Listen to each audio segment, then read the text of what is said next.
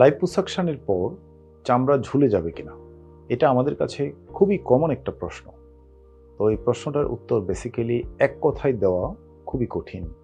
Because এই চামড়া ঝুলে যাওয়াটা বেসিক্যালি বেশ কয়েকটা ফ্যাক্টরের উপর ডিপেন্ড করে। যেমন আমাদের চামড়ার ইলাস্টিসিটি, পেশেন্টের এইজ, এবং আমি কি পরিমাণ ফ্যাট লাইপোসাকশনের মাধ্যমে রিমুভ করলাম। চামড়ার ইলাস্টিসিটি ডিপেন্ড করে চামড়ার ভিতরের ইলাস্টিন ফাইবারের উপরে। এই ইলাস্টিন ফাইবারটা হলো চামড়ার ভিতরে থেকে সে চামড়াটাকে টানটান করে রাখে। অর্থাৎ এই ইলাস্টিন ফাইবার হলো আমাদের আমরা যে ইলাস্টিক দেখতে পাই বাইরে, সেই ইলাস্টিকের মধ্যেও সে চামড়াটাকে টানটান করে রাখতে পারে। তো যার ইলাস্টিক ফাইবার বেশি বা ইলাস্টিন ফাইবার বেশি, অর্থাৎ চামড়ার মধ্যে ইলাস্টিসিটি বেশি, তার বেসিক্যালি চামড়াটা লাইপোসাকশন করার পরও এটা কিন্তু টেনে নেবে, তার কোনো ধরনের স্যাগিং থাকবে না। আরেকটা ফ্যাক্টর হলো আমরা কি পরিমাণ ফ্যাট রিমুভ করলাম লাইপোসাকশনের মাধ্যমে।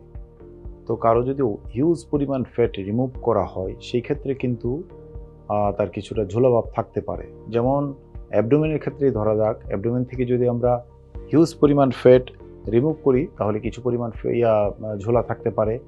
আবার কারো অ্যাবডোমেন, লোয়ার অ্যাবডোমেনটা সামান্য কিছু ঝুলে আছে, সেটা কিন্তু লাইপোসাকশনের পরে ঝুলাটা কারেকশন হয়ে যাবে। যেহেতু আমি এখান থেকে ভলিউমটা রিমুভ করে দিয়েছি, সেই ক্ষেত্রে যেটা থাকতে পারে যে চামড়াটা কিছুটা লুজ থাকতে পারে। আরও একটি ফ্যাক্টরের কথা আপনাদের বলেছিলাম, সেটা হলো যে পেশেন্টের এইজ কেমন। কারো এইজ যদি খুব বেশি হয়, সেক্ষেত্রে এমনিতেই দেখবেন যে চামড়াটা একটু লুজ হয়ে থাকে, একটু রিঙ্কেলস বেশি থাকে। এটার কারণ হলো তার বেসিক্যালি চামড়া থেকে ইলাস্টিন ফাইবারটা কমে গিয়েছে, কোলাজেন ফাইবার কমে গিয়েছে। যে প্রথমে যে ফ্যাক্টরটার কথা বললাম, এখানেও বেসিক্যালি এইটাই আসবে। এইজিং প্রসেসের সাথে সাথে মানুষের চামড়ার সাধারণ যে প্রপার্টি, সেটা হলো যে লুজিং হওয়ার প্রপার্টিটা বেশি থাকে। তো এজিং স্কিনের নিচ থেকে যখন আমরা ফ্যাট রিমুভ করব, সেই ক্ষেত্রে কিন্তু কিছুটা ঝুলে থাকতে পারে।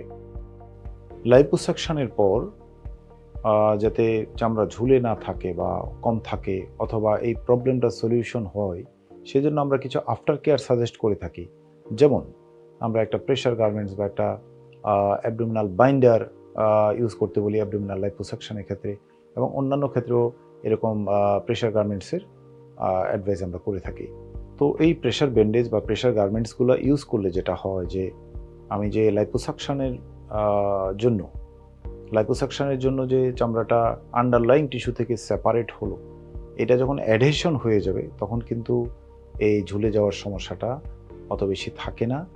অথবা এই যে আমরা একটা টাইট একটা প্রেশার গার্মেন্টস ইউজ করলে চামড়াটা কিন্তু খুব সমান হয়, এতে করে এখানকার লুকটা খুব সুন্দর হয়। তো লাইপোসাকশনের পরে যাদের চামড়াটা ঝুলে যাওয়ার সম্ভাবনা থাকে, তাদের জন্য কিন্তু কিছু এডিশনাল প্রসিডিউর যোগ করা যায়। তো যাদের এই ধরনের সম্ভাবনা আছে, আপনারা যখন এইসব প্রসিডিউরের জন্য কনসাল্ট করতে আসবেন, তখন কিন্তু আমরা বলে দেব যে আপনার আরও কোনো এডিশনাল প্রসিডিউর এটার সাথে লাগবে কি না।